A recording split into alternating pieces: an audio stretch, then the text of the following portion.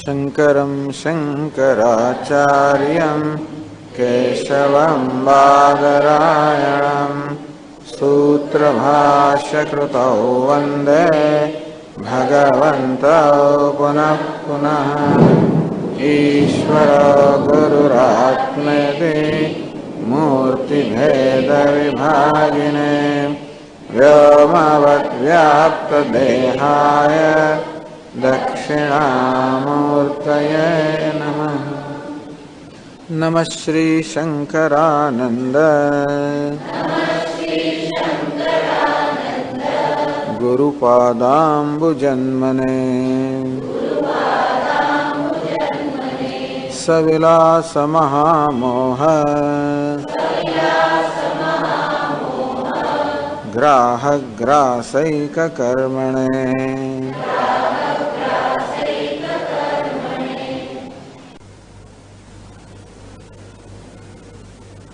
ચાલો 163માં શ્લોકથી આપણે પાઠ કરીએ.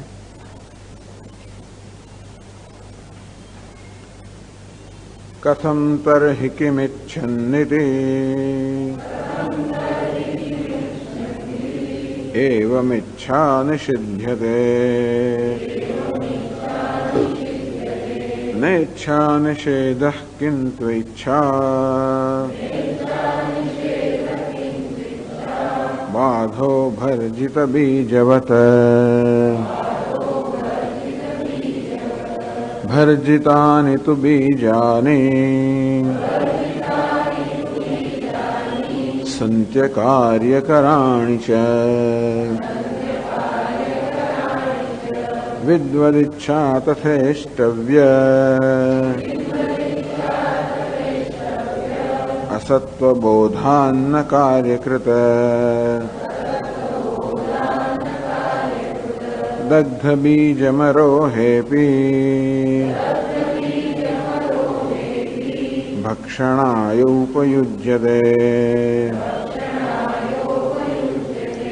विद्वदिच्छाप्यल्पभोगम् कुर्यान्न व्यसनं बहु भोगेन चरितार्थत्वात् प्रारब्धं कर्म हीयते भोक्तव्यसत्यता भ्रान्त्या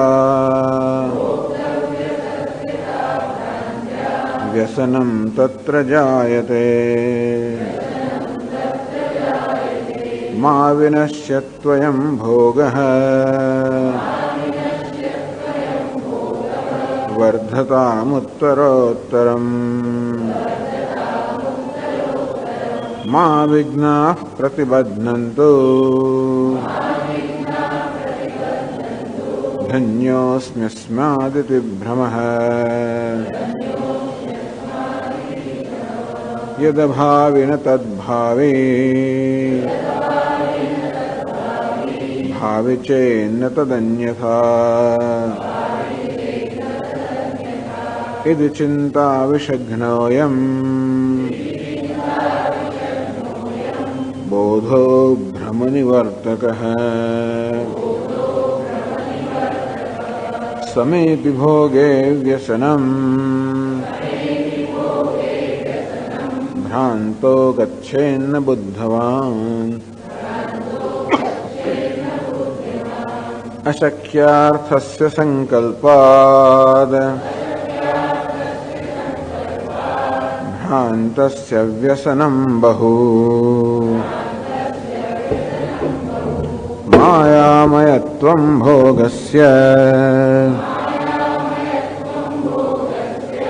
बुद्ध्वा स्थामुपसंहरन् भुञ्जानोऽपि न संकल्पम्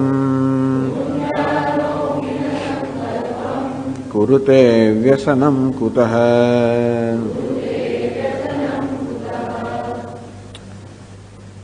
ગ્રંથકારે પ્રારબ્ધની ચર્ચા કરી. ઈચ્છા પ્રારબ્ધ, અનિચ્છા પ્રારબ્ધ, અન્યેચ્છા પ્રારબ્ધ, કહ્યું કે આ પ્રકારે પ્રારબ્ધની 3 પ્રકારની અસર હોય છે. પ્રારબ્ધ આપણા ઈચ્છા જન્માવીને સુખ દુઃખનો આપણને અનુભવ કરાવે. ક્યાં તો આપણી ઈચ્છા ન હોય તો પણ પ્રારબ્ધ ઈચ્છા વગર કે ઈચ્છા વિરુદ્ધ પણ સુખ દુઃખનો ભોગ કરાવે. અને પ્રારબ્ધ અન્યની ઈચ્છાથી આપણને સુખ દુઃખનો ભોગ કરાવે. ઈચ્છા, અનિચ્છા, અન્ય ઈચ્છા. તો ટૂંકમાં આ રીતે આપણા જીવનમાં 3 રીતે ભોગ, અનુભવ કે સુખ દુઃખના અનુભવ આવતા હોય છે. આપણી ઈચ્છાથી સામે ચાલીને આપણે નિમંત્રણ આપીએ, ઈચ્છા ન હોય તો પણ સુખ દુઃખ આવે, અને કોઈ બીજાની ઈચ્છાથી આવે. અને તેથી જ્ઞાની પુરુષમાં પણ, તત્વજ્ઞાની પુરુષમાં પણ ઈચ્છા હોય, કારણ કે એ પણ પ્રારબ્ધ ભોગવી રહ્યો છે. અને પ્રારબ્ધ એનામાં પણ આ પ્રકારની ઈચ્છા ઉત્પન્ન કરે. કથમ તરી કેમ ઈચ્છન્તિ એવમ ઈચ્છા નિષિધ્યતે. 5 શ્લોકમાં તો કહ્યું છે કેમ ઈચ્છન કસ્ય કામાય શરીર મનુસંજ્વરેત. કેમ ઈચ્છન, કઈ ઈચ્છા કરતો. અર્થાત આ શ્લોકમાં તો કહેવામાં આવ્યું છે કે આ તત્વજ્ઞાની પુરુષમાં કોઈ ઈચ્છા રહેતી જ નથી. એનામાં કઈ ઈચ્છા રહી હોય જેને હવે પૂરવાની જરૂર પડે, કે કોણ ઈચ્છુક રહ્યો હોય જેના માટે એને કઈ કરવું પડે, સંતાપ સહન કરવો પડે. એટલે આ શ્લોક તો એવું, આ શ્લોક તો એ રીતે કહેતો લાગે છે કે જ્ઞાની પુરુષમાં ઈચ્છા હોતી જ નથી, અને આપ તો કહો છો કે એની ઈચ્છા હોય છે. તો આ શ્લોક જેને સમજાવવા માટે આ પ્રકરણ છે, આ શ્લોક સમજાવવાની પ્રક્રિયામાં આપે તો એવું સ્થાપિત કર્યું કે જ્ઞાની પુરુષમાં પણ ઈચ્છા હોય. ત્યારે આ શ્લોકમાં તો જ્ઞાની પુરુષમાં ઈચ્છાનો નિષેધ કરવામાં આવ્યો એમ જણાય છે. તો તમે બેને પછી કેવી રીતે સમજાવી શકો? તો કે ન ઈચ્છા નિષેધ કિંતુ ઈચ્છા બાધ. કેમ ઈચ્છન એમ જયારે આ શ્લોકમાં કહેવામાં આવ્યું ત્યારે એવું નથી જ્ઞાનીમાં ઈચ્છાનો અભાવ નથી બતાવતા, પણ જ્ઞાની પુરુષમાં ઈચ્છાનો બાધ બતાવે છે.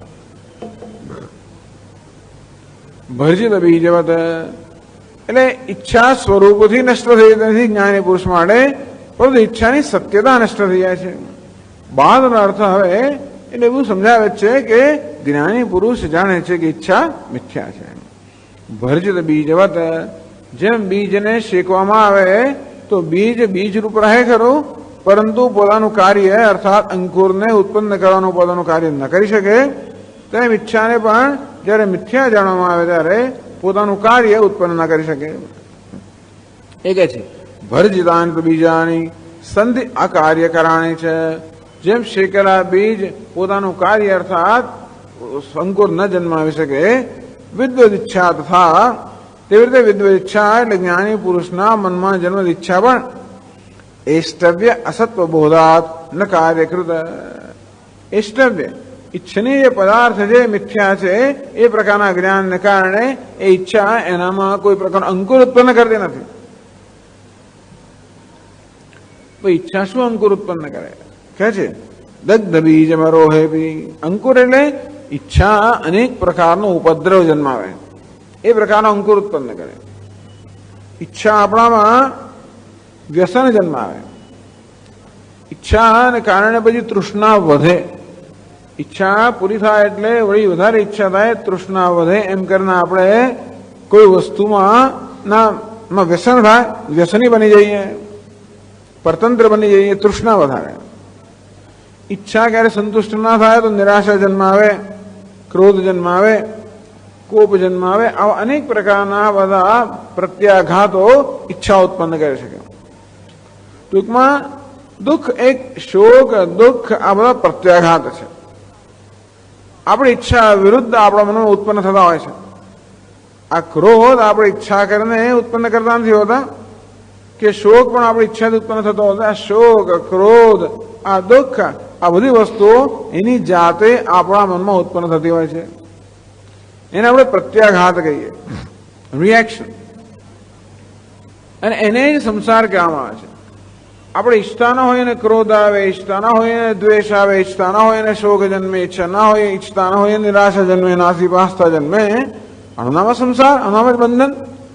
તો આ પ્રકારનું બંધન કે આ પ્રકારના રિએક્શન્સ, આ પ્રકારના પ્રત્યાઘાતો ઈચ્છા જ્ઞાની પુરુષમાં જન્માવતી નથી.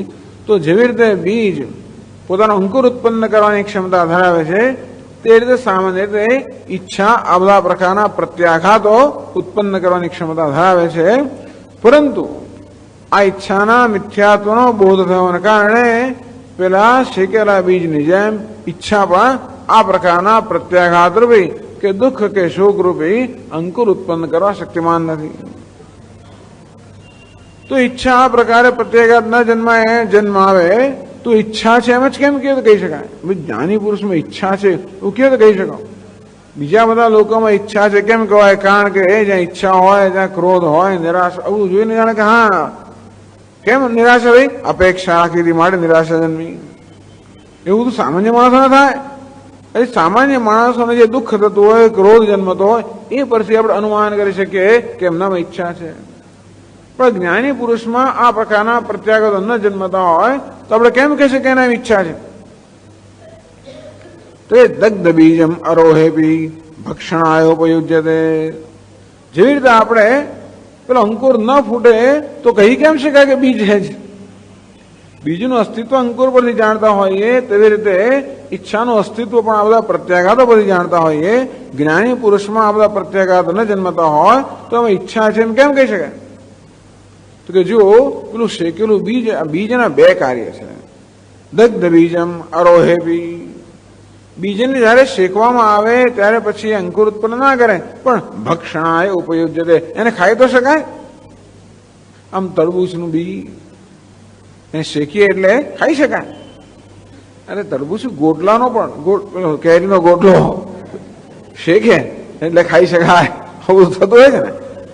એટલે દગ્ધ એના અર્થે શેકવામાં આવે એટલે બીજો અંકુર ઉત્પન્ન ના કરી શકે, પણ છતાં હજી એ ખાઈ તો શકાય. એટલે બીજ બે પ્રકારની અસર ઉત્પન્ન કરે. એને મુખ્ય અસર શું છે? મુખ્ય કાર્ય કયું? બીજનું અંકુર ઉત્પન્ન કરવાનું. પણ એક ગૌણ કાર્ય છે. કયું? તો કે આપણે એનો સ્વાદ માણી શકીએ. તો બીજને શેકવામાં આવે ત્યારે મુખ્ય કાર્ય અંકુર ઉત્પન્ન કરવાનું છે, એ ના કરી શકે. પણ ગૌણ કાર્ય આપણે ખાઈ શકીએ અને ભોગવી શકીએ એ તો ઉત્પન્ન કરી શકે. વિદ્વદ ઈચ્છા આપી, એટલે વિદ્વાનની ઈચ્છા જે બીજ સમાન છે પણ એ મિથ્યાત્વના જ્ઞાનથી બાધિત થઈ ગઈ અને શેકાઈ ગઈ, અને કારણે પેલો પ્રત્યાઘાત રૂપી, વ્યસન રૂપી, બંધન રૂપી અંકુર ઉત્પન્ન ના કરી શકે, પરંતુ એ જ્ઞાની પુરુષ માટે ભોગ તો ઉત્પન્ન કરી શકે. એટલે જ્ઞાની પુરુષને આપણે ભોગવતા જોઈએ છે. એ પરથી આપણે કહી શકીએ કે એમની ઈચ્છા જ એને પ્રારબ્ધ એમની પાસે ભોગવડાવે છે, અર્થાત સુખ દુઃખનો અનુભવ કરાવે છે.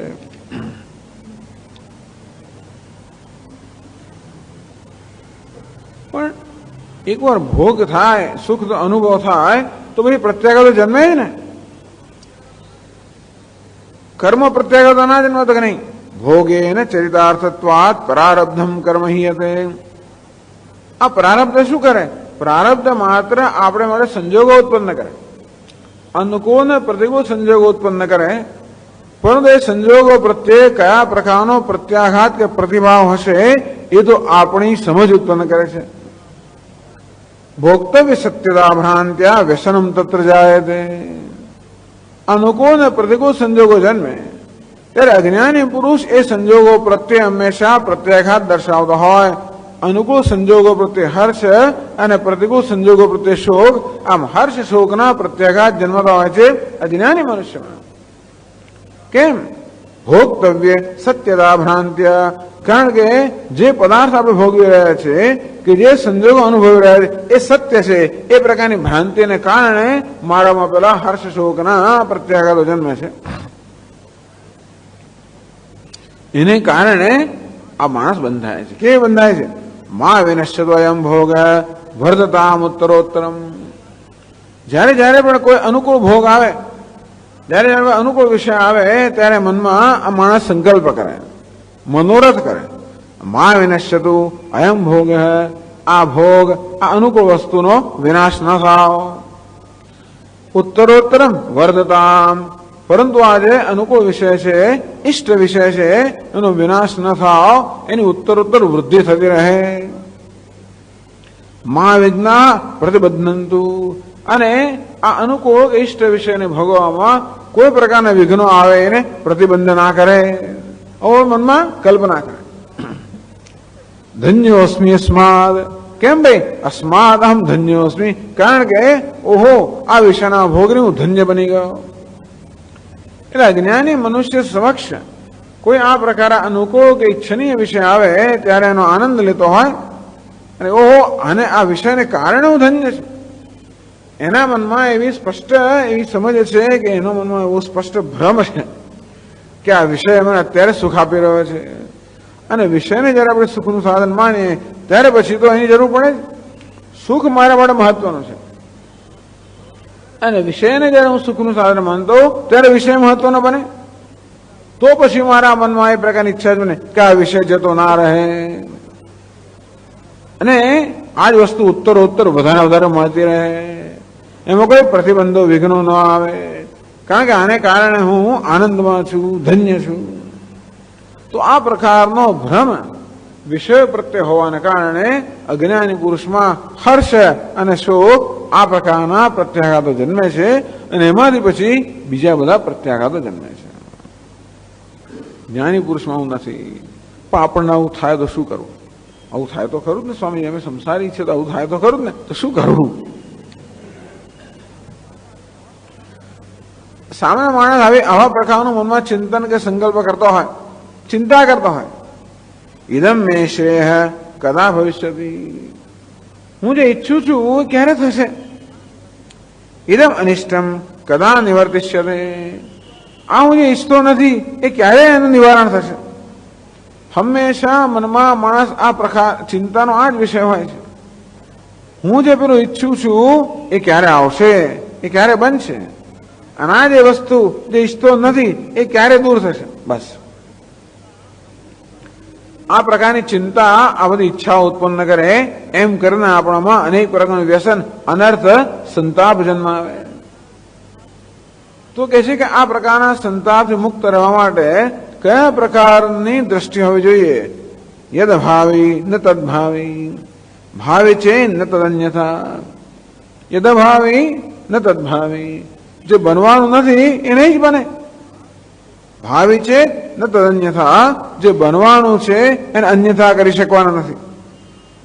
ટૂંકમાં જે પ્રારબ્ધમાં સર્જાયેલું છે થવાનું જ છે અને જે નથી થવાનું નથી જે થવાનું, અને એની શા માટે ચિંતા કરવી? પેલું ક્યારે થશે ને પેલું ક્યારે નહીં થાય, પેલું પ્રમોશન ક્યારે મળશે, પેલી મોટી ગાડી ક્યારે આવશે, પેલું ફલાણું ક્યારે થશે? થવાનું છે ત્યારે થવાનું જ છે, જો નહીં થવાનું તો નહીં થાય. અને માટે આ રીતે આ હકીકત છે. આ પ્રકારની વાસ્તવિકતાનું સતત ચિંતન કરવાને કારણે આપણા મનમાં જે ચિંતાઓ જન્મે છે, ક્યારે પેલું ક્યારે થશે અને પેલું ક્યારે જશે, એની ચિંતા વિષયનો એમ બોધ ભ્રમ નિવર્તક. આ પ્રકારનો બોધ જે થવાનું છે એ થઈને જ રહેશે, જે નથી થવાનું એ ગમે તેટલી માથાકૂટ કરો તો પણ નહીં જ થાય. અને માટે જે થાય તે ખરું, ટૂંકમાં તો શું કોઈ પ્રકારની ચિંતા ન રહે. એ પ્રસંગોપાત ગ્રંથકાર કહે છે કે અજ્ઞાની મનુષ્ય પણ આ રીતે ચિંતાઓથી મુક્ત રહી શકે. પણ આમ જોવા જઈએ તો આ અનુભવ સંજોગો તો જ્ઞાની પુરુષ ને અજ્ઞાની પુરુષ પણ સરખા જ જન્મતા હોય અને બંને અનુભવ પણ બંને સંજોગો અનુભવ બંને કરતા હોય છે. તો એવું કેમ કે એકમાં પ્રત્યાઘાત જન્મે છે અને બીજામાં જન્મતો નથી? એનું કારણ શું? 169 શ્લોકમાં કહ્યું, સમય વિભોગે વ્યસનમ ભ્રાંતો ગચ્છિન્ન બુદ્ધવાન, સમય વિભોગે, ભોગ અર્થાત બહારના સંજોગો સમાન હોવા છતાં પણ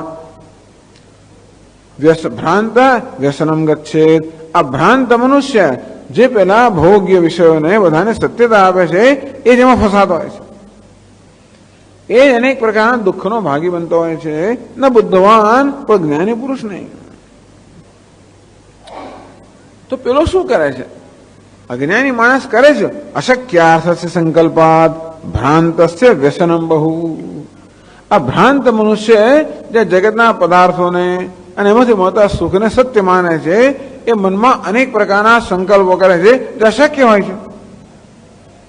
મા વિનશ્યતુ અયમ ભોગ, આ ભોગનો વિનાશ ન થાય અશક્ય છે. જેનો જન્મ થયો વિનાશ થવાનો જ છે. માં વિઘ્નાઃ પ્રતિબદ્ધંતુ, આમાં ક્યાંય વિઘ્નો ન આવે. અરે વિઘ્નોનો સ્વભાવ છે કે આવે જ. એક પીટર પ્રિન્સિપલ, એક પીટર નામનો માણસ થઈ ગયો, એને જાત જાતના બધા પ્રિન્સિપલો કયા. એનો એક નિયમ એને એવો કયો કે જે અનિષ્ટ બનવાનું છે એ બનીને જ રહેશે. આ બધા મેનેજમેન્ટ માટેના ઘણા સિદ્ધાંતો એને કે તારવ્યા. આમાં એક સિદ્ધાંત આવો છે કે જે બનવાનું છે એ જે ટૂંકમાં આપણે નથી ઈચ્છતા કે ન બનવું જોઈએ એ બનવાનું જ છે. અને તેથી પરંતુ આ માણસ, અજ્ઞાની માણસ એવા સંકલ્પ કરે કે પેલું ના બને, આ બને, આવ્યું છે એ જાય નહીં, પેલું ગયું પાછું ના આવે. પણ આવ્યું છે એનો સ્વભાવ જવું છે, આનું ઈચ્છું કે ન જાય, એટલે અશક્યનો સંકલ્પ થયો. પેલું દૂર છે એનો સ્વભાવ છે કે આવે, હું કહું ના આવે, એ પણ અશક્યનો સંકલ્પ થયો. ટૂંકમાં અજ્ઞાની પુરુષ ક્યારે પણ આ જગત સાથે સંવાદિતામાં નથી હોતો, એ પોતાની કલ્પનામાં હોય છે. અજ્ઞાની માણસ જગત જેવું છે તેવું જોતો નથી હોતો, પરંતુ પોતાના રાગ દ્વેષ વગેરેની કલ્પનાઓ કરીને જોતો હોય છે. અને એટલા જ માટે જગત સાથે સંવાદિતામાં હોતો નથી. અંતેથી એ મનમાં જેવી ઈચ્છાઓ કરતો હોય છે એવી ઈચ્છાઓ કરતો હોય છે જે જગતના પદાર્થોના સ્વભાવને અનુરૂપ ના હોય. જ્યારે જ્ઞાની પુરુષ છે એ જગત સાથે સંવાદિતામાં હોય છે અને તેથી પદાર્થો જેવા છે તેવા તમને જાણે છે. એ જાણે છે કે જેની ઉત્પત્તિ થઈ એનો વિનાશ થવાનો છે, જે આવે છે એ જવાનું છે. સુખ દુઃખ આવે છે ત્યાં પેલા ચક્રની જેમ નીચે ગચ્છતિ ઉપરી છે દશા ચક્રને વિક્રમેણ. ક્યારેક નીચે જાય ક્યારેક ઉપર જાય. આ ચક્રને નેમી જેમ નીચેથી ઉપર આમ ક્રમથી આવ્યા કરે તેમ જીવનમાં બધું આવ્યા જ કરવાનું છે. અંતેથી એ પેલા ચક્રને બંધ કરવાનો અને ઝડપથી ફેરવવાનો અને એવી કોઈ જાતનો પ્રયત્ન કરતો નથી. એ જાણે છે કે એવું થવાનું જ નથી. આ ચક્ર, જગતનું ચક્ર પોતાની ગતિએ ચાલે છે. પછી લાવને એને ઝડપથી ચલાવો, લાવને બંધ કરી દો, આ બધા અશક્ય વસ્તુના સંકલ્પ છે. તેથી પદાર્થો પોતાના સ્વભાવ કરતા જુદી રીતે વર્તે એ પ્રકારની ઈચ્છા કે અપેક્ષા અજ્ઞાની કે ભ્રાંત મનુષ્ય રાખતો હોય છે અને માટે એને અનેક પ્રકારની નિરાશાઓ સાંપડતી હોય છે. વ્યસનમ બહુ. જ્યારે જ્ઞાની પુરુષ એવી કોઈ અપેક્ષા રાખતો નથી. એ જગતના પદાર્થોને પૂરેપૂરી સ્વતંત્રતા આપે છે, એમની રીતે વર્તવાની, અને એ સાથે એમની રીતે વર્તે અને એ રીતે એમનો આનંદ માણે છે. ટૂંકમાં જગતમાં આનંદ બે રીતે માણી શકાય. વસ્તુ જે છે તેવી માણી શકાય અથવા આપણે એને મારી મછલીને આપણી રીતે કરી એનો આનંદ માણી શકાય. ક્યાં તો સ્વામીજી આ ફળની અંદર તમે કઈ મીઠું મરચું નાખો, ફળ ખાઈ રહ્યો કે સફરજન હોય કે એવું કશું, એમાં લીંબુ અને પછી મીઠું અને મરચું અને મસાલો ભભરાવીને ખાઓ કે પછી જેવું છે તેવું ખાઓ. એક માણસ જેવું છે તેવું ખાય છે, ત્યારે બીજો માણસ જાત જાતનું ભભરાવીને ખાય છે. ટૂંકમાં એટલે અજ્ઞાની મનુષ્ય વસ્તુ જેવી છે તે ભાગ્યે જ ભોગવતો હોય, પણ એમાં અનેક વાતના આવા માનસિક બધા મરી મસાલા નાખીને ભોગવતો હોય. આટલો તો હોય જ છે. એવું હોવાને કારણે અજ્ઞાની પુરુષ અનેક પ્રકારની અપેક્ષાઓ રાખે જે જગતના વિષયો પૂરી કરવા શક્તિમાન નથી. એટલે આપણે અનેક પ્રકારની નિરાશાઓ જન્મે અને અનેક પ્રકારનું દુઃખ જન્મે. જ્યારે માયામયત્વમ ભોગસ્ય બુદ્ધવા આસ્થામ ઉપસંહરન. જ્યારે જ્ઞાની પુરુષ જાય છે ભોગસ્ય માયામયત્વમ, આ બધા ભોગ્ય પદાર્થો માયામય એટલે મિથ્યા છે. ઇતિ બુદ્ધવા, આ પ્રકારે જાણીને આસ્થામ ઉપસંહરન, એમાં કોઈ સત્યત્વ બુદ્ધિ કે આસક્તિ રાખતો નથી. પદાર્થ મિથ્યા છે એવું જ્ઞાન હોવાને કારણે એમનામાં કોઈ આસક્તિ રાખતો નથી. એમને સત્યતા પ્રદાન કરતો નથી, એમનામાં આસક્તિ પણ રાખતો નથી. ભુંજાનોપી, જગતના પદાર્થો એમની ઈચ્છાએ એની સમક્ષ આવે તો એને ભોગવે પણ કરો. ભુંજાનોપી ન સંકલ્પમ કુરુતે, મનમાં પછી મનોરથ ના કરે કે ઓહો આ લાડુ આવ્યો છે, જરા અઠવાડિયા સુધી મળ્યા કરતો કેવું સારું. એક લાડુ બનાવે તો કેટલા દિવસ? એક જ દિવસ મળે, કાલે સવારે મળશે કે નહીં, પરમ દાડે મળશે કે નહીં, 15 દિવસ સુધી મળશે કે નહીં? કશું બનાવ્યું હતું એક દિવસ નહીં, 2 દિવસ 4 દિવસ મળે, પૂરું જ ના થાય. પૂરું થઈ જ જવાનું છે. આપણે જ ખાખા કરીએ તો પૂરું થઈ જવાનું છે. ટૂંકમાં એટલે જેવા છે વસ્તુ જેવી આવે એને માણવી અને એને મચડવાનો પ્રયત્ન ના કરો. આ જ્ઞાની પુરુષ જગતના પદાર્થોને મચડતો નથી, એમને એમની રીતે વર્તવા દે છે અને એ પ્રકારે એ જે રીતે વર્તે એ પ્રકારનો આનંદ માણે છે. અજ્ઞાની પુરુષ વસ્તુઓ છે તેવી તમને આનંદ માણી શકતો ન હોવાના કારણે એમને મચડવી જ પડે. એ જવા માંગતો એને પકડી રાખે, એને સંઘર્ષ. એટલે રહેવા માંગતો એને છોડા, એને દૂર કરે, ફરી પાછું સંઘર્ષ. ન આવતું હોય એને મચડે, આવતું હોય એને દૂર કરે. ટૂંકમાં એ સતત સંઘર્ષ જ કર્યા કરતો હોય. મોટે ભાગે ભાગ્યે જ એ જગત સાથે સંવાદિતામાં હોય, મોટે ભાગે તો અશક્ય અર્થની કલ્પના કરતો હોવાને કારણે સતત સંઘર્ષમાં જાય. અંતેથી પણ જ્ઞાની પુરુષ આવું નથી કરતો. અંતેથી ભુંજાનોપીને સંકલ્પ કુરુતે. અંતેથી એ બધા જગતના પદાર્થોનો અનુભવ કરતો હોય ત્યારે પણ મનમાં કોઈ સંકલ્પ ના કરે કે આ રહે અને ના રહે અને જાય ને ના જાય, આમ થાય તેમ ના થાય. જેવું છે તેનો આનંદ માણે છે. કુતઃ વ્યસનમ, મનમાં સંકલ્પ હોય તો જ વ્યસન અર્થાત અનેક પ્રકારનો માનસ સંતાપ જન્મી શકે, તો જ નિરાશા જન્મી શકે, તો જ બીજા બધા પ્રત્યાઘાતો હર્ષ શોકના જન્મે. પણ એ પ્રકારના સંકલ્પો મનમાં ન હોય તો વ્યસન એટલે કોઈ પ્રકારનું દુઃખ કેમ હોય શકે? હવે એ ચર્ચા આગળ ચાલે છે 171માં શ્લોકથી. નનુ માયામયત્વ બોધે સતી અપી. ચાલો હવે જ્ઞાની પુરુષમાં આ પ્રકારનો બોધ છે, જ્ઞાન છે કે આ પદાર્થો માયામય છે, મિથ્યા છે. ભોગસ્ય તદાનીંતન સુખ હેતુત્વાત કુતઃ ન આસ્થા ઉપસંહારયતિ. ચાલો વિદ્વાન જ્ઞાની પુરુષ જાણે છે કે આ પદાર્થો મિથ્યા છે અને છતાં પદાર્થો સુખ તો આપતા જ હોય છે. એ જયારે એને ભોગવતો હોય ત્યારે તો આનંદ માણે છે ને. ભોગસ્ય તદાનીંતન સુખ હેતુત્વાત, એટલે જગતના પદાર્થો એ જયારે અનુભવે છે ત્યારે તો સુખ આપતા જાય છે ને.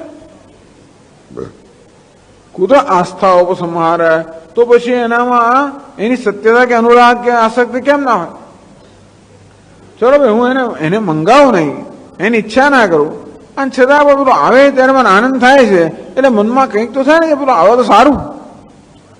કોઈ વ્યક્તિ આવતી હોય ને આપણો આનંદ મનમાં થતો હોય તો ભલે ભાઈ આપણે એને ફોન ના કરીએ, કાર્ડ ના મળે, એવું ના કરીએ, છતાંય પણ એ આવે ત્યારે પણ છતાં મનમાં થાય તો કે ક્યારે આવશે, ક્યારે આવશે.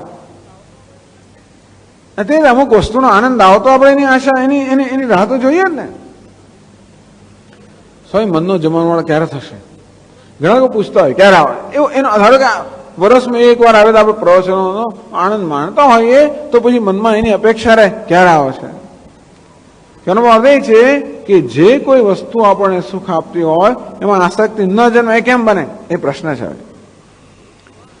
તમે તો કહો છો કે ભાઈ જ્ઞાની પુરુષ પણ વિષયો એની સમક્ષ જેવા આવે એને ભોગવતો હોય છે અને વિષયનો સ્વભાવ છે કે જ્યારે ભોગવતા હોઈએ ત્યારે આપણને તત્કાળ સુખ આપે, તો તત્કાળ સુખ આપતા હોવાના કારણે એમની માટેની આસક્તિ જન્મે છે. તો આ જ્ઞાની પુરુષ વિષયો ભોગવતો હોવા છતાં પણ એનામાં આસક્તિ જન્મતી એ કેવી રીતે? ઇતિ આશંક્ય બહુવિધ દોષ દર્શનાત. એટલા જ માટે કે અંદર રહેલા ઘણા બધા દોષ પણ જાણે છે, એટલા માટે એ કહે છે 171માં શ્લોકમાં. સ્વપ્નેન્દ્ર જાલ સદૃશમ અચિંત્ય રચનાત્મકમ દૃષ્ટ નષ્ટમ જગત પશ્યન કથમ તત્રાનુરજ્યતે.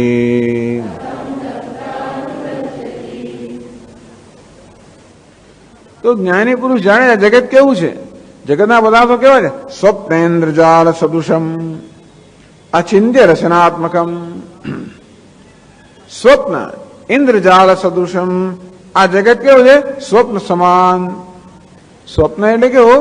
ઇન્દ્રજાળ સમાન બે દૃષ્ટાંત આપવામાં આવ્યા. એટલા જ માટે કે જગતની સત્તા માટે બે પ્રકારના અભિપ્રાય કે બે પ્રકારના વાદ વેદાંત શાસ્ત્રમાં છે. એક તો દૃષ્ટિ સૃષ્ટિવાદ અને બીજો સૃષ્ટિ દ્રષ્ટિવાદ. કેટલાક આચાર્યો કહે કે આ જગત કેવું છે, સાચું છે કે નહીં, તો કે નહીં, પ્રાતિભાષિક છે. દૃષ્ટિ સૃષ્ટિવાદ માત્ર સ્વપ્ન સમાન જ છે. સ્વપ્ન કેવું છે ખબર છે? દૃષ્ટિ સૃષ્ટિ સ્વપ્ન જ છે. એક સત્તા એવી છે કે છે માટે દેખાય છે, બીજી સત્તા એવી છે જોઈએ છે માટે છે. દૃષ્ટિ સૃષ્ટિ જોયું માટે છે અને સૃષ્ટિ દૃષ્ટિ છે માટે દેખાય છે.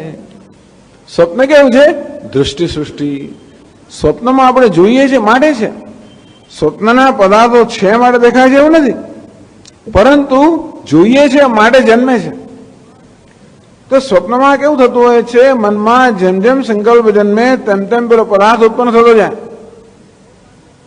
અર્થાત સ્વપ્નના પદાર્થો છે માટે દેખાય છે એવું નથી, પરંતુ જોઈએ છે માટે છે. નહીં તો જો સ્વપ્ન પદાર્થ હોત અને દેખાત તો ત્યાં ત્યાં રહી ગયા હોત અને આપણે જાગી ગયા હોત તો સ્વપ્નના પદાર્થો ત્યાં એવું નથી. આપણે જાગી જઈએ ત્યારે સ્વપ્નના પદાર્થો પણ નષ્ટ થઈ જાય. એટલે શું? જોતા હતા માટે હતા અને જોતા હતા માટે હતા. એ હતા માટે જોતા હતા. તો જાગૃતના પદાર્થો કેવા છે માટે જોઈએ છે. તો બે વસ્તુ છે. જાગૃતના પદાર્થો કેવા છે માટે દેખાય છે. સ્વપ્નના પદાર્થો જોઈએ છે માટે છે. એક દૃષ્ટિ સૃષ્ટિવાદ, બીજો સૃષ્ટ દૃષ્ટિવાદ કે સૃષ્ટિ દૃષ્ટિવાદ. દૃષ્ટિ છે માટે દેખાય છે સ્વપ્ન, અને છે માટે દેખાય છે એ જાગ્રત. જાગ્રતની અંદર પણ એવા પદાર્થો હોય, જેમ કે પેલો રજ્જુ સર્પ. એ રજ્જુ સર્પને આપણે પ્રાતિભાષિક સત્તા કહે. તો પ્રાતિભાષિક પદાર્થો કેવા છે? આપણે જોઈએ છે માટે છે. એને દૃષ્ટિ સૃષ્ટિ અર્થાત દ્રષ્ટાનું સર્જન છે.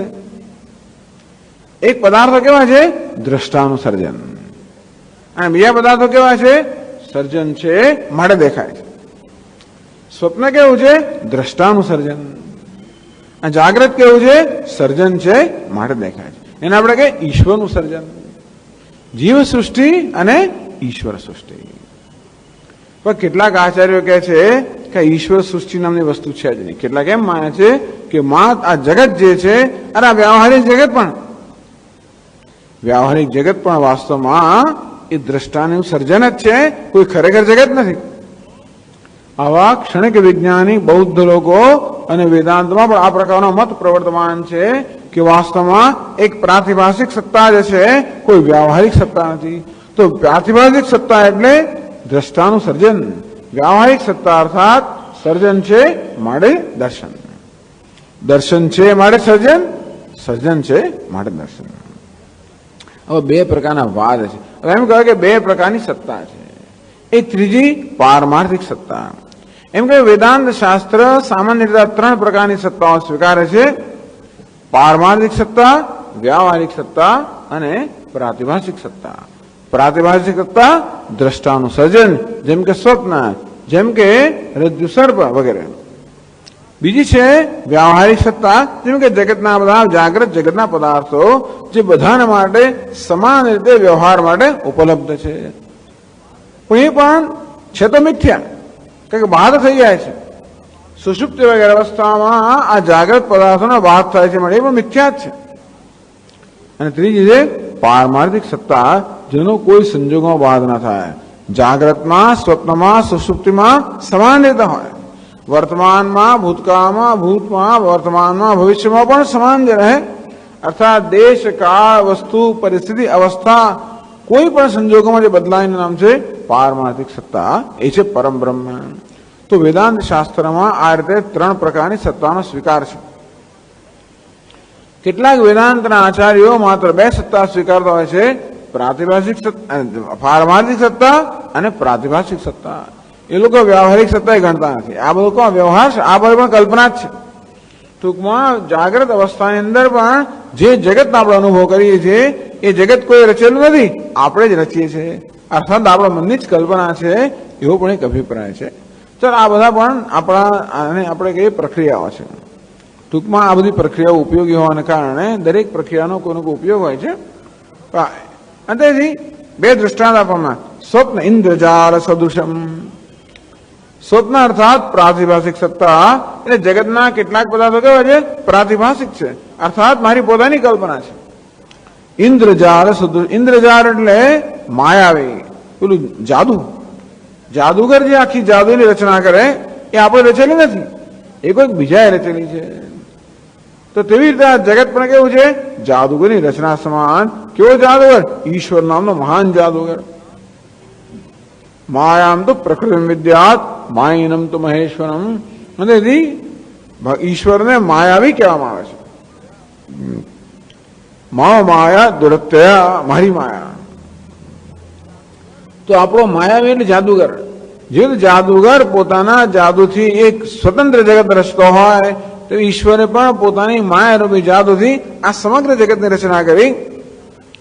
એટલે જ્ઞાની પુરુષ જાણે છે કે આ જે વ્યવહારિક જગત છે, જાગ્રત જગત છે, એ પણ ઈશ્વરની માયાવીની રચના છે. સત્ય નથી. માયાવી કે જાદુગર પણ જે નથી એ આપણે દેખાડતો હોય છે. યદ અસત ભાસમાનમ તન મિથ્યા. જે વાસ્તવમાં નથી પણ ભાષે છે એનું નામ મિથ્યા.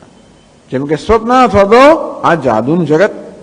બે દ્રષ્ટાંત આપ્યા કે જ્ઞાની પુરુષ જાણે છે કે જગતના પદાર્થો ક્યાં તો સ્વપ્ન સમાન છે અથવા તો માયાવીના સર્જન સમાન છે, ક્યાં તો એ જીવ સૃષ્ટિ છે અથવા તો ઈશ્વર સૃષ્ટિ છે.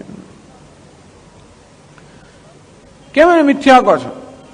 જગતના પદાર્થો મિથ્યા કેમ હોય? અચિંત્ય રચનાત્મકમ. અચિંત્ય રચના, એની રચના કોઈ પણ રીતે સમજી શકાતી નથી. અચિંત્ય જે વસ્તુ રચના સમજી શકાય એ સત્ય છે, પણ જગતનો કોઈ પદાર્થ એવો નથી જેની રચના સમજી શકાય. એટલા જ માટે જગતમાં કોઈ પદાર્થ એવો નથી જેના વિશે આપણે નિર્ણય લઈ શકીએ કે આ શું છે. કોઈ આ પદાર્થ હોય અને શું આ તો વસ્ત્ર છે, પણ વસ્ત્ર જે છે એવું ના કહી શકાય. આપણે એને કઈ દ્રષ્ટિથી જોઈએ છીએ એ બધું નક્કી કરી શકીએ કે આ શું છે. પરંતુ આ વસ્ત્ર જેમાંથી બન્યું છે એ તંતુને આપણે નજર કરતા શું થાય? આ તો તંતુ છે. એ તંતુને પણ કઈ રીતે જોઈએ છે? તો કે આ તો સૂતર છે, આ તો સૂતરના રેસા છે. અને તેથી આ વસ્તુ શું છે એનો નિર્ણય ના થઈ શકે. આપણે માત્ર કોઈ દ્રષ્ટિબિંદુથી નિર્ણય કરી શકીએ કે વસ્તુ આ છે, પેલું કે આ માં છે, પેલું કે એની આ તો બહેન છે, બીજું કે આ તો ભાઈ પત્ની છે, ત્રીજું કે આ તો મિત્ર છે. એને કઈ ટૂંકમાં એકની એક જ વસ્તુને, એકની એક જ વ્યક્તિને પણ કયા દ્રષ્ટિબિંદુ જોવામાં આવે છે એ પછી નિર્ણય થતો હોય. તેથી આ જગતનો કોઈ પણ પદાર્થ એવો નથી જેના વિશે કોઈ અંતિમ નિર્ણય થઈ શકે. અચિંત્ય રચનાત્મકમ. અને એની રચના કેમ થઈ છે એ પણ સમજી શકાય એમ નથી. વૈજ્ઞાનિકો પણ કહી ના શકે રચના કેમ થાય છે. જેને એનર્જી કે ઉર્જા કહેવામાં આવે છે, એમાંથી આ સોલિડ મેટર એટલે કે આ નક્કર, આ પ્રકૃતિ કે નક્કર પદાર્થ કેમ બને છે એની કોઈ એના માટેની કોઈ વ્યવસ્થા નથી. એટલે એનર્જી હોય, ઉર્જા હોય તો એકદમ મેટર આ નક્કર પદાર્થમાં પરિણમે, આ વળી બાજુ પેલામાં પરિણમે. અંતેથી કેવી રીતે સર્જાયો એ પણ કહી શકાય એમ નથી. અચિંત્ય રચનાત્મકમ દૃષ્ટ નષ્ટમ. આ જગત કેવું છે? દૃષ્ટ નષ્ટમ. ક્ષણ પ્રભાવત દૃષ્ટમ સદૈવ નષ્ટમ. દૃષ્ટ નષ્ટમ એટલે જેમ જોઈએ છે નષ્ટ થઈ રહ્યો, જોત જોતામાં નષ્ટ થઈ જનારું. ઘણી વસ્તુ એવું છે ને આપણે જોતા રહીએ નષ્ટ થઈ જાય. જેમ વાદળની અંદર, આકાશની અંદર પેલા વાદળો હોય જોઈ કહો હો કેવો ત્યાં કેવો સરસ પેલો હાથી જઈ રહ્યો છે, કોઈ બતાવે સ્વામી પેલો હાથી, પણ હવે જોઈએ ત્યાં સુધીમાં હાથી કેવો થઈ જાય? નષ્ટ થઈ જાય. આને કહેવાય દૃષ્ટ નષ્ટ. તો કે જગત પણ કેવું છે? દરેકે દરેક પદાર્થ આપણે જોઈએ છે અને નષ્ટ થઈ રહ્યો છે. જગત પદાર્થ કે છે ક્ષણભંગુર છે. સત્ય કોને કહેવાય? સત્ય એને કહેવાય છે અવિનાશી છે, જેમાં કોઈ પ્રકારનું પરિવર્તન ના થાય, એનું નામ સત્ય. તો જગતના પદાર્થો કેવા છે? દૃષ્ટ નષ્ટ, ક્ષણભંગુર છે, માટે સત્ય નથી. અચિંત્ય રચનાત્મકમ, કારણ કે એની કોઈ વ્યાખ્યા કરી શકાતી નથી, એની રચના કેમ છે એ પણ સમજી શકાતું નથી અને માટે પણ મિથ્યા છે. સ્વપ્ન ઇન્દ્રજાલ સદૃશમ. અને વળી સ્વપ્ન અને માયા સમાન હોવાને કારણે એ બધે જગતના પદાર્થો કે જગત કેવું છે? મિથ્યા છે. જગત પશ્યન, આ પ્રકારે જ્ઞાની પુરુષ જ્યારે જગતનું દર્શન કરતો હોય ત્યારે કથમ તત્ર અનુરજ્યતી, એમાં અનુરાગ કેમ હોય શકે, એમાં આસક્તિ કેમ હોય શકે? આપણે કોઈ જાદુગર કે લો સ્વામી આ 500 રૂપિયાની નોટ, હું જાણું છું કે આ નોટ તો મારા હાથમાં આવે ને પેલો આમ જોશે નોટ જતી રહેવાની છે, તો હું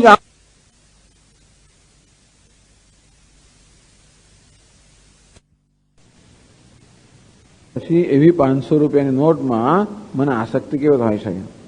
આસક્તિ ક્યારે હોય? હું જાણું કે તો સાચી નોટ છે ત્યારે પછી વાત જુદી છે. એ 500 રૂપિયા નોટ દેખાય મને તો આમ જોયા કરો ધીમે ધીમે, પછી આમ ધીમે ધીમે સરકાવી લઉં કેમ કે સાચી છે.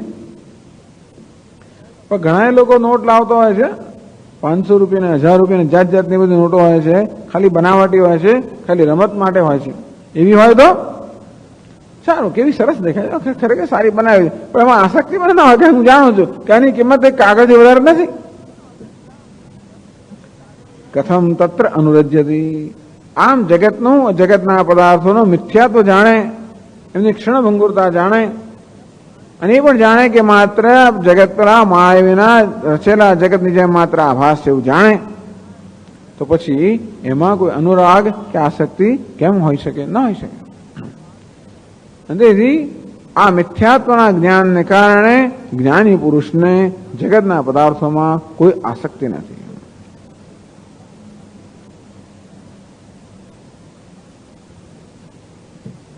નનુ ઉક્ત સ્વપ્ન ઇન્દ્રજાળ સાદૃશ્ય વિજ્ઞાને સાદૃશ્યાવિજ્ઞાને સતી આસક્તિ ભાવો ન ભવેત. આપ કહો છો કે જ્ઞાની પુરુષને જગતના પદાર્થોમાં આસક્તિ થતી નથી, કારણ કે એ જાણે છે કે આ બધા મિથ્યા છે, સ્વપ્નની સમાન મિથ્યા છે, અથવા તો પેલા જાદુગરની જાદુની સમાન મિથ્યા છે, અને માટે એને આસક્તિ જન્મતી નથી. પણ એ પ્રકારનું જ્ઞાન કેવી રીતે થાય? ભાઈ, આ જગતના પદાર્થો મિથ્યા છે એવું જ્ઞાન થાય કેવી રીતે? તદેવ કુતો જાયતે, આ જાગ્રતના પદાર્થો નક્કર આ મિથ્યા છે એવું જ્ઞાન કેવી રીતે થાય? ભાઈ, તમારું સ્વપ્ન તો સમજ્યા, માયા તમે દ્રષ્ટાંત આપ્યું એટલે કે જાગ્રત જગત મિથ્યા થઈ ગયું. આ પેલા માયાનું રચેલું જગત મિથ્યા છે, સ્વપ્ન મિથ્યા, પણ આ કેવી રીતે મિથ્યા છે? આમ જાગ્રત પદાર્થો મિથ્યા છે, જાગ્રત જગત મિથ્યા છે એવું બોધ કેવી રીતે જન્મે?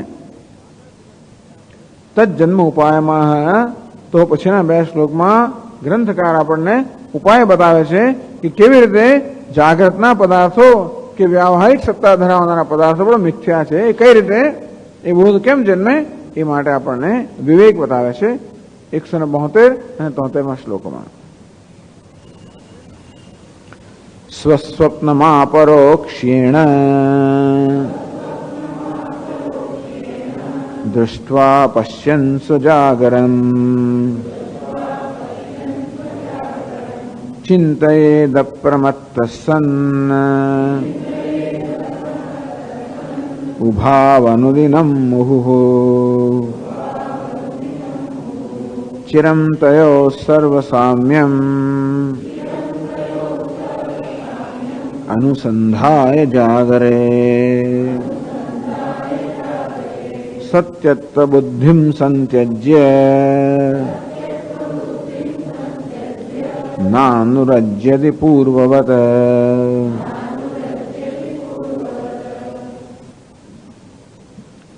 સ્વસ્વપ્નમ આપરોક્ષેણ દૃષ્ટ્વા સ્વજાગરમ પશ્યન, સ્વકીય સ્વપ્નમ અપરોક્ષતયા દૃષ્ટ્વા. એક વસ્તુ છે કે મારું જે સ્વપ્ન છે મિથ્યા છે એ પ્રકારનું જ્ઞાન આપણને છે. એટલે સ્વપ્ન મિથ્યા છે આપણે જાણીએ છીએ, કારણ કે આપણે જયારે જાગૃત થઈએ ત્યારે સ્વપ્નનો સંપૂર્ણ બાદ થઈ જાય છે. સ્વપ્નના કોઈ પદાર્થો ત્યારે વિદ્યમાન રહેતા નથી, અને માટે સ્વપ્ન કેવું છે? બાદ યોગ્ય છે. એ જાગ્રતના દૃષ્ટિબિંદુથી સ્વપ્નનો બાદ થાય છે, માટે સ્વપ્ન મિથ્યા છે. માંડુક્ય કારિકામાં ઘણી દલીલો આપીને સમજાવવામાં આવ્યું કે સ્વપ્ન મિથ્યા છે. કેમ? એક તો એને માટે જગ્યા જ નથી, ત્યાં આગળ સંકોચ. એવું કહેવાય છે કે સ્વપ્ન જયારે આપણે જોતા હોઈએ ત્યારે અત્યંત પેલા આપણો વાળ છે એના કરતા 1000માં ભાગની સૂક્ષ્મ હિતા નામની નાડીઓ છે, એવી નાડીઓની અંદર આપણો અંતઃકરણ હોય છે, અને ત્યાં સ્વપ્નના દર્શન કરે. અને ત્યાં આપણે સ્વપ્ન તો પહાડો દેખાય ને, હાથી દેખાય ને, બધું દેખાય, તે ક્યાં આવી શકે? અને તેથી સમૃદ્ધત્વાત પહેલું એ વસ્તુ થઈ કે ત્યાં આગળ અત્યંત સંકુચિત જગ્યા છે, જેમાં આ બધા પદાર્થો હોવાની કોઈ સંભાવના નથી, મારા પદાર્થો નથી. એ સિવાય ઘણી બધી વસ્તુ કહેવામાં, પ્રાયિક વસ્તુ થઈ. અને કોઈ કહે છે કે નાના સ્વપ્નના પદાર્થો તમે અંદર જોજો. કોણે કહ્યું? સ્વપ્નનું જગત તો છે, ત્યાં જઈને તમે જોયું. તમને કાલે રાત્રે ઓસ્ટ્રેલિયાનું સ્વપ્ન આવ્યું ને, તો ઓસ્ટ્રેલિયા ખરેખર તમે ગયા હતા? તો કે ભાઈ ઓસ્ટ્રેલિયા હું ખરેખર ગયો હોઉં, તું જયારે જાગું ત્યારે ઓસ્ટ્રેલિયામાં જાગવો છે ને, જાગ્યો તો મારી પથારીમાં જ. નાના તમે ઓસ્ટ્રેલિયા જઈને ત્યાં જોઈને પાછા આવ્યા, અરે પણ એટલો સમય ક્યાં હતો? આપણા સ્વપ્નમાં તો આપણે 1-2 મિનિટ કે એવા અનુભવ, એટલાની અંદર તો કેટલા વર્ષોની પેઢીઓનો અનુભવ કરી નાખતો હોય છે, અને કેટલા અંતરો જઈ આવતા હોય છે, એટલું અંતર કાપવાનો સમય પણ નથી હોતો. એ જ બતાવે છે કે સ્વપ્નના કોઈ પદાર્થ નામનું કોઈ સ્થળ નથી, એ માત્ર મનની કલ્પના છે. આમ આવા બધા આપણે જાણીએ છીએ કે સ્વપ્નના પદાર્થો મિથ્યા છે, એ જાણીએ છીએ. એટલે આ સ્વપ્નનું મિથ્યાત્વ છે, એને પણ આપણે બહુ સ્પષ્ટતા આપણા મનમાં જોવાની જરૂર છે. સ્વકીય સ્વપ્નમ અપરોક્ષતયા દૃષ્ટવા. એવું સ્વપ્ન છે એ સાક્ષી ભાષ્ય છે, અર્થાત એ માત્ર મનની કલ્પના પણ છે સાથે સાથે, અને મિથ્યા છે એ સ્પષ્ટતા આપણે પ્રાપ્ત કરી. સ્વકીયમ જાગરમ સ્વ અનુભવન. જોડે જોડે જાગ્રત અવસ્થાનો પણ આપણે બરો વ્યવસ્થિત રીતે આપણે અનુભવ કરીએ કે આ જાગ્રત અવસ્થાના પદાર્થો કેવા છે. એ ચિંતયે અપ્રમત્તન પ્રમાદ રાખ્યા વગર સાવધાનીપૂર્વક પછી આ જાગ્રતના પદાર્થોનું ચિંતન કરવું જોઈએ. તો સ્વપ્નના પદાર્થોની સત્યતાને એટલે કે મિથ્યાત્વને બરાબર સમજીને પછી આ જાગ્રત પદાર્થો જેનો આપણે અનુભવ કરીએ છીએ એનું પણ સ્વરૂપ સમજવું જોઈએ. ઉભવ અનુદિનમ મુહુહુ. દરરોજ જે આપણે સ્વપ્ન અને જાગ્રત આ બંને એ પદાર્થો છે, એ બધા પદાર્થોનું અપ્રમત્ત કોઈ પ્રકારના પ્રમાદ વગર, અર્થાત ઓબ્જેક્ટિવલી તટસ્થ રહીને વિવેકપૂર્વક આ બંને પદાર્થોનું વારંવાર ચિંતન કરવું જોઈએ, સ્વપ્નના પદાર્થોનું અને જાગ્રતના પદાર્થોનું. મુહુ ચિંતયેત, તો વારંવાર ચિંતન કરવું જોઈએ. કયા પ્રકારનું ચિંતન કરવું જોઈએ? કે ભાઈ આ જાગ્રત જે અવસ્થા છે, કે આ જાગ્રત પદાર્થો છે એ વાસ્તવમાં સ્વપ્ન પદાર્થો સમાન જ છે. કે ચિરમ તયો સર્વસામ્યમ અનુસંધાય જાગરે. તયો સર્વસામ્યમ ચિરમ અનુસંધાય. તો જાગ્રત અવસ્થાના પદાર્થો અને સ્વપ્ન અવસ્થાના પદાર્થોમાં ઘણું બધું સામ્ય છે. હવે જે સ્વપ્નના પદાર્થો મિથ્યા છે એવું આપણે સ્પષ્ટ જાણીએ છીએ, તો જાગ્રતના પદાર્થો કે જાગ્રત જગત પણ એના જેવું જ છે. તો શા માટે જાગ્રત જગતને સત્ય માનવું જોઈએ? જો સ્વપ્નના જગતને મિથ્યા સમજવામાં, સત્ય ન માનવામાં આપણને કોઈ મુશ્કેલી ન હોય, કારણ કે જાગીએ ત્યારે સ્વપ્નના પદાર્થોનો બાધ થઈ જાય છે. બીજું, સ્વપ્ન જોઈએ ત્યારે પણ સ્વપ્નના પદાર્થો માટેનું સ્થળ વગેરે હોતું નથી, એનો કાળ પણ હોતો નથી.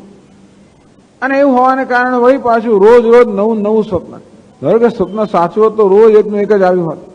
એટલે ઊંઘ્યા પછી આપણે સાચી સ્વપ્નની દુનિયામાં જતા હોત તો દરરોજ ત્યાં જ જતા હોત, તો દરરોજ આપણે જેવી રીતે રોજ ઘરેથી ઓફિસમાં જઈએ તો એક જ જગ્યાએ જઈએ, એના જ માણસો દેખાય, બધું એનું જ દેખાય ને.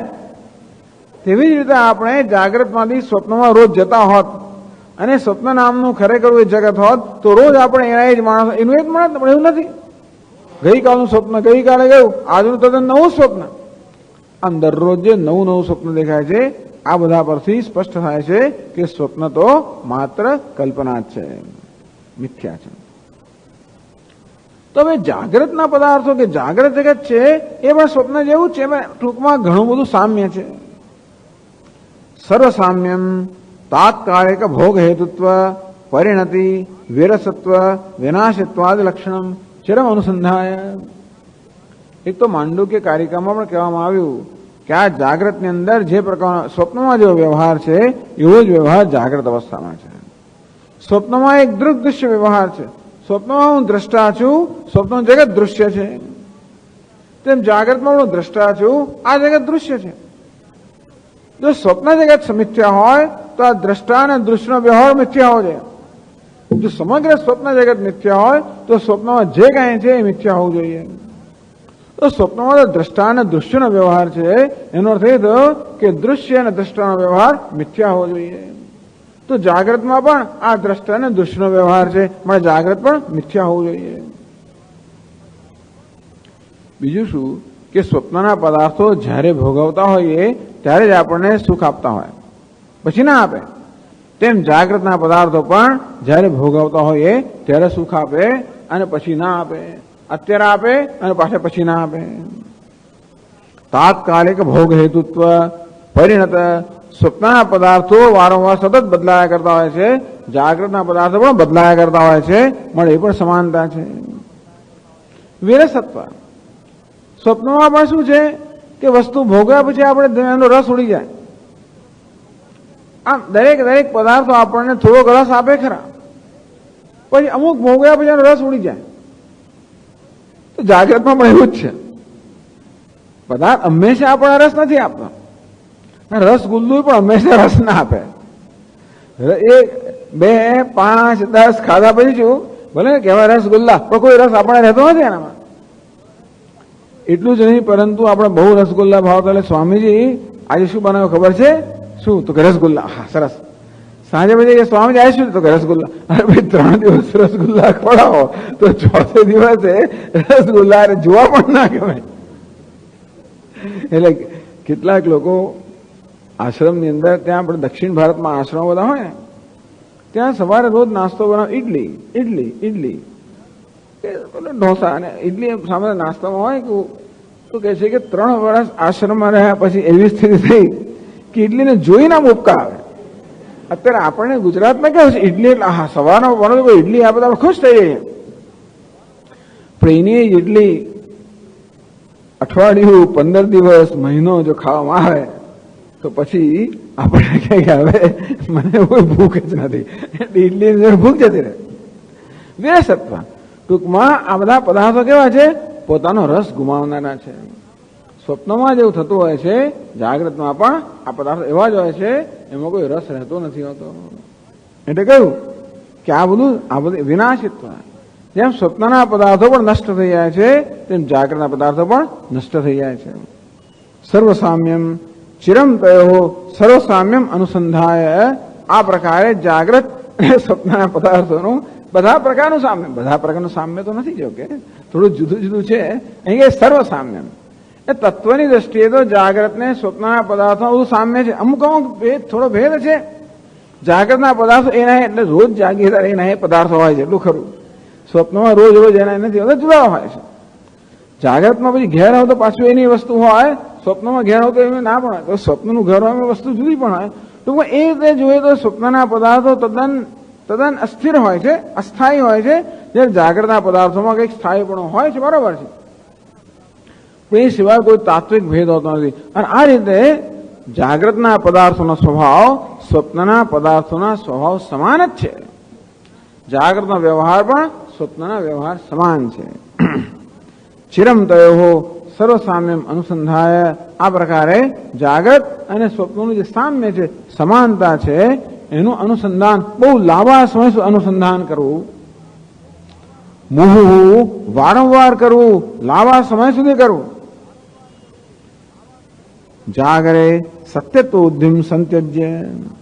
એમ કરવાથી ધીમે ધીમે જાગ્રતના પદાર્થોમાં જે સત્યત્વ બુદ્ધિ છે એ માત્ર વિચાર કરો ન હોવાને કારણે છે.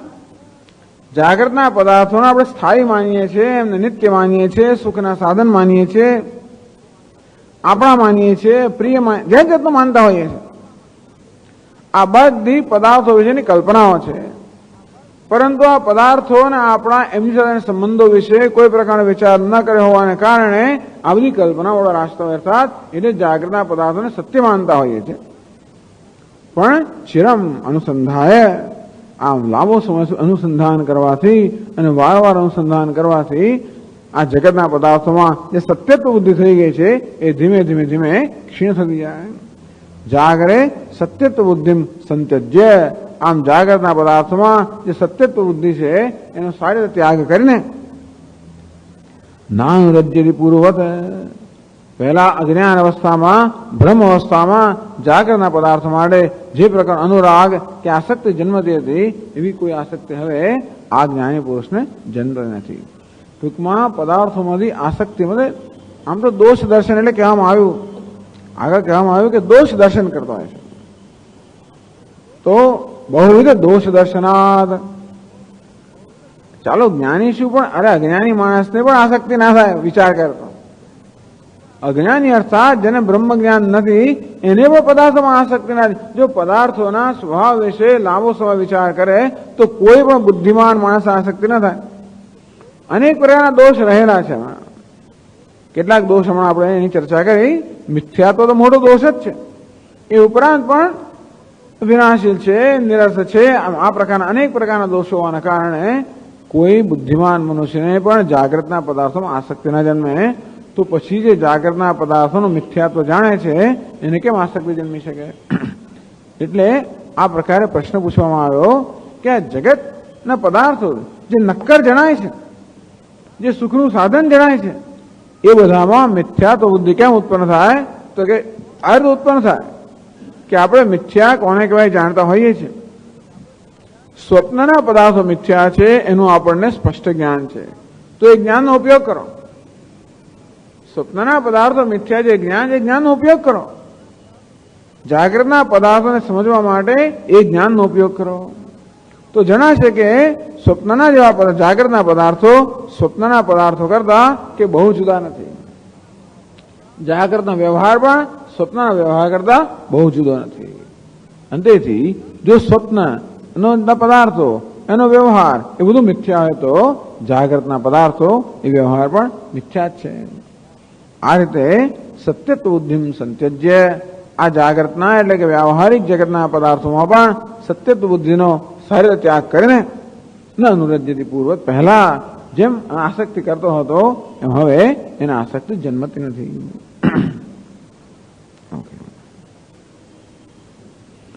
ઓમ પૂર્ણમદ પૂર્ણમિદમ પૂર્ણાત પૂર્ણમુદચ્યતે પૂર્ણસ્ય પૂર્ણમાદાય પૂર્ણમેવાવશિષ્યતે.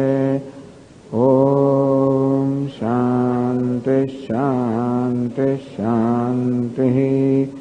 શંકરં શંકરાચાર્યં કેશવં બાદરાયણં સૂત્રભાષ્યકૃતૌ વંદે ભગવन्तौ પુનઃ પુનઃ.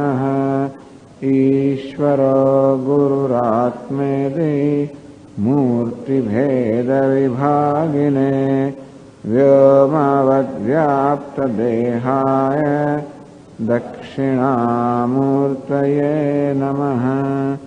ઓમ શાંતિ શાંતિ શાંતિ. હરિ ઓમ. શ્રી ગુરુભ્યો